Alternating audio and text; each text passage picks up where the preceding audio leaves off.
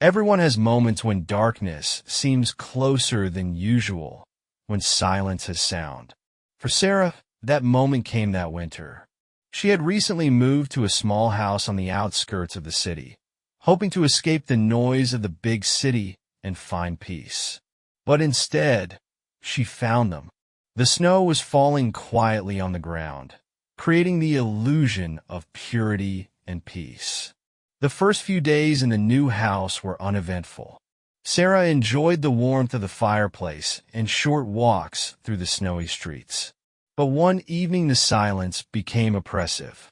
The wind howled in the distance, and then she heard a soft knock on the door. At first, Sarah thought it was a tree branch hitting the window, but the knocking came again. This time it was louder, more insistent. She went to the door and looked through the peephole and saw two children. They looked strange, old-fashioned clothes, pale faces. They stood motionless, like statues, and looked directly at her. Something about their presence made Sarah feel inexplicably afraid. She didn't open the door, but stood there, eyes fixed on them. One of the children raised his hand and knocked again. Their lips moved, but there was no sound. It was only when Sarah stepped away from the door that she heard their words, a request to let them in. Her heart was pounding like a bell. She didn't understand why she was afraid, but every cell in her body begged her not to open the door. Sarah retreated into the darkness of the room, hoping the children would leave. But their presence remained. In the morning, Sarah found bare footprints in the snow near the door. It was impossible. It was sub-zero outside. She didn't know how to react, and thought she was imagining things. But the next night, the knocking returned. Now the children were closer. Their faces seemed even paler, and their eyes darker. Sarah realized that her fear was growing, but she couldn't stop.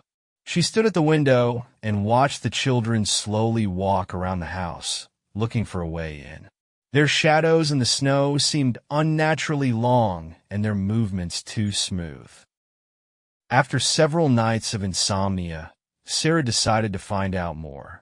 She felt that her own home was no longer safe for her. The windows, which had previously given her a sense of openness, now seemed ominous.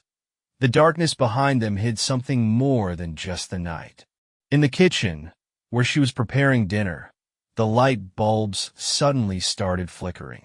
The water from the faucet was running in a thin stream, but something seemed to move in the mirror reflection of the sink. She thought she saw a face. Cold sweat covered her skin, and she hurried to turn off the light. But the darkness that followed was even worse. Her nights grew shorter, her fears greater. Children did not just appear outside her windows. She could hear them whispering in her bedroom and in the bathroom. One day, she woke up feeling someone's eyes on her. When she turned around, the figure of a child stood beside her bed, with eyes as black as pitch, disappearing into the shadows as quickly as if she had never been there. Sarah decided to act. At the local library, she came across an old book about urban legends. One of them told of black children, creatures that appear at night, asking to be let in. They never enter without permission, but those who give and disappear forever.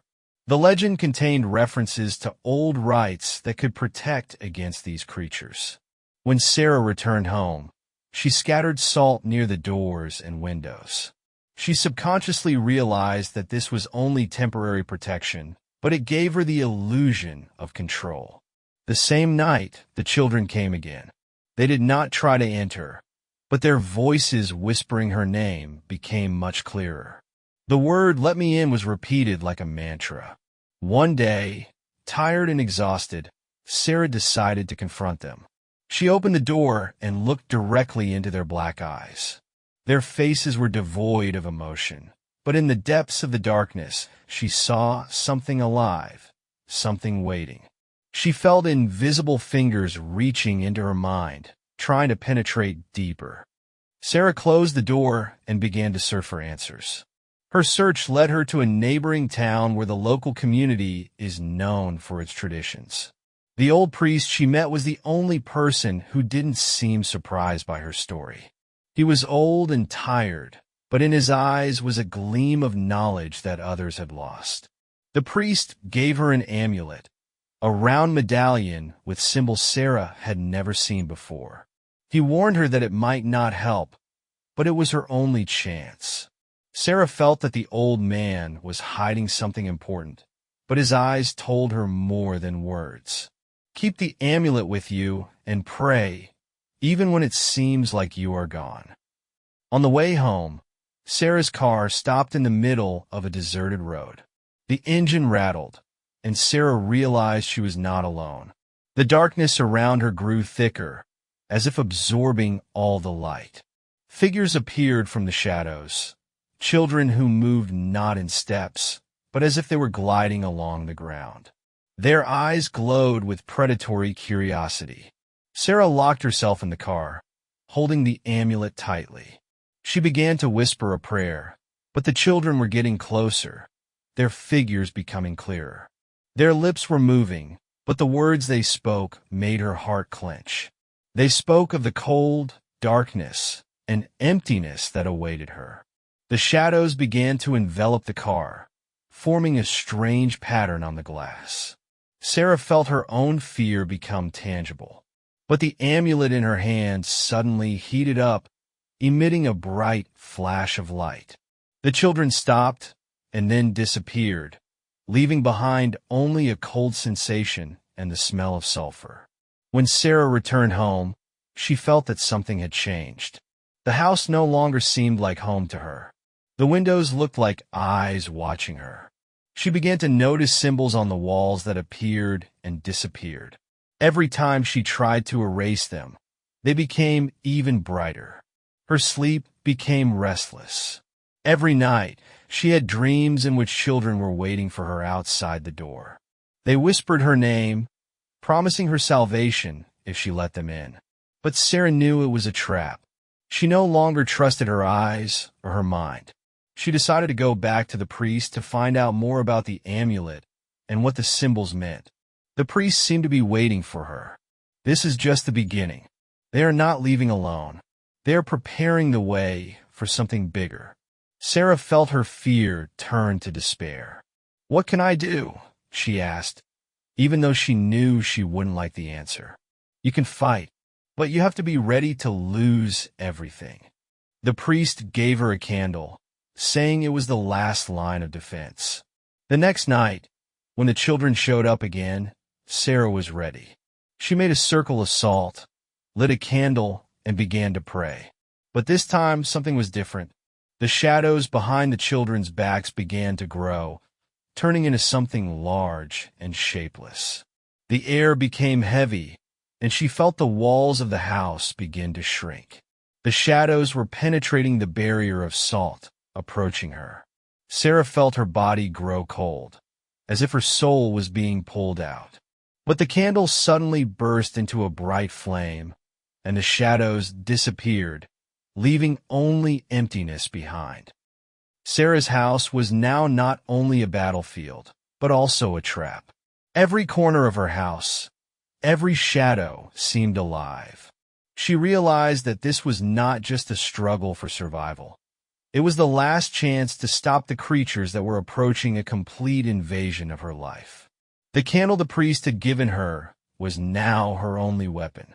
Sarah burned a new circle of salt around her, but this time she added pieces of the amulet that had broken during the previous attack.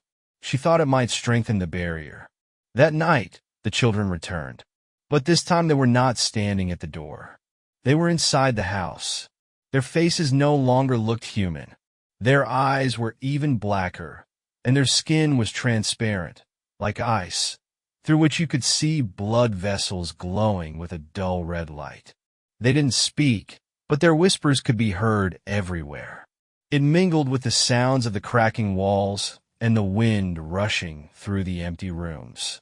Sarah held the candle, which was now burning with a blue flame. Her hands were shaking, but she began to recite a prayer she had memorized from the priest. The children began to approach, and shadows grew from behind them, merging with each other to form a huge figure. It was a creature whose appearance could not be described in words. Its shape changed every moment, but it exuded absolute terror. Sarah realized that this was the source of all the evil that had come to her home. She screamed, but did not stop, continuing her prayer. The flame of the candle began to glow brightly, and the room was filled with blinding light. The shadows froze, and the children standing in front of her disappeared in the light. But the creature did not disappear. It rushed towards Sarah, and it seemed to her that her body was being torn apart. The light became so bright that she could no longer see anything. At the last moment, before her consciousness left her, she felt calm. Everything was quiet. When Sarah woke up, the house was empty. The shadows had disappeared, but there were burn marks on the walls in the form of symbols that reminded her of what she had experienced. She knew the battle was over, but she still had the feeling that it was just the beginning of something bigger.